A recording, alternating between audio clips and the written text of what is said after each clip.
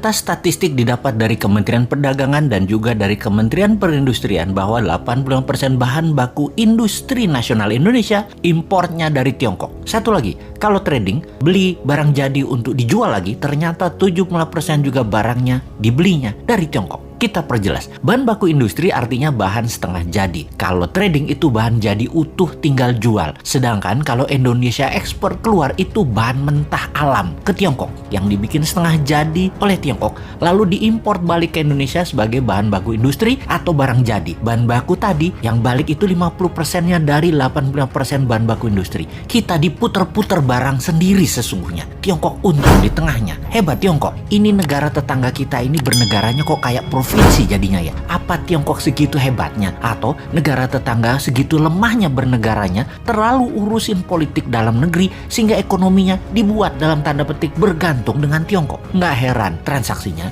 pakai yuan. Baru ngeh saya juga. Multi currency atau mata uang yang berlaku di banyak negara seperti yen, dolar, dan euro memang tidak diperlukan kalau kayak gitu. Ya itulah kenapa istilah provinsi itu muncul. Timur-timur nih, kalau Newman yang pegang mandat, 95% kebutuhan negaranya tergantung rupiah dan barang dari Indonesia. Jadi tanpa perlu diintegrasi penyatuan kembali Timur-Timur ke wilayah Indonesia, ya Timur-Timur sudah jadi provinsi lagi. Sama seperti Gajah Mada menyatukan Nusantara juga bukan pakai military approach, tetapi pakai economic approach, pakai emasnya Majapahit. Atau istilah ini adalah semua dalam buku Akademi Militer namanya kolonialisasi 5.0 seperti yang dilakukan oleh Tiongkok. Kolonialisasi 5.0 pakai yuannya Tiongkok. Itu adalah economic approach. Negara tetangga itu jadinya ya kalah diplomasi, kalah strategi, kalah ekonomi, puncaknya ya kalah kedaulatan. Hal ini tanpa perlu menurunkan bendera merah putih diganti dengan merah bintangnya, ya sudah takluk jadi provinsi juga. Jadi apa kata Beijing deh seakan-akan. Tapi sekali lagi,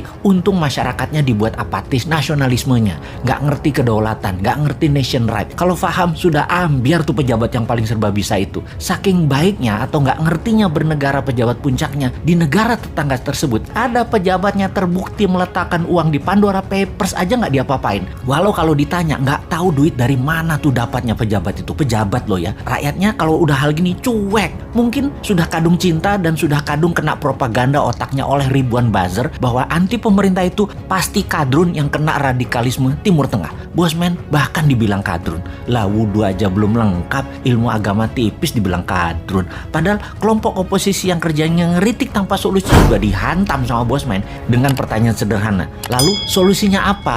Kepada para oposisi. Kalau solusinya hanya ganti pejabat, ganti pemimpin, sama aja nanti. Pasti bingung juga dan hutang lagi ketika penggantinya baru pejabat dari sisi oposisi. Sama pasti. Jadi bagaimana mengembalikan kedaulatan bernegara tanpa bergantung kepada satu negara yang saat ini menjadikan negara tetangga provinsinya Tiongkok. Secara terselubung, ya terus dibungkus rapih dengan kebinekaan saat ini. Sahabat, buka pikiran putra-putri bangsa Indonesia dengan melihat dunia. Mereka kita buat tinggal di Eropa, tinggal di Amerika Utara, tinggal di Amerika Selatan, di ASEAN dan negara Asia Timur. 5 tahun pertama minimum mereka tinggal 2 tahun untuk ambil kursus apa saja. Juga ambil ilmu kekinian di berbagai belahan dunia. Kirim 10 juta putra-putri terbaik untuk mendapatkan ilmu, mendapatkan jaringan dan pengalaman hidup di berbagai negara yang ekonominya lebih maju dari Indonesia. Di tanah air, sekolah ubah kurikulumnya. Bukan 6 tahun SD, 3 tahun SMP, 3 tahun SMA, total 12 tahun, tapi ubah hanya 10 tahun. Nggak ada yang namanya SD, SMP, SMA. Yang ada hanya sekolah pratama atau primary school,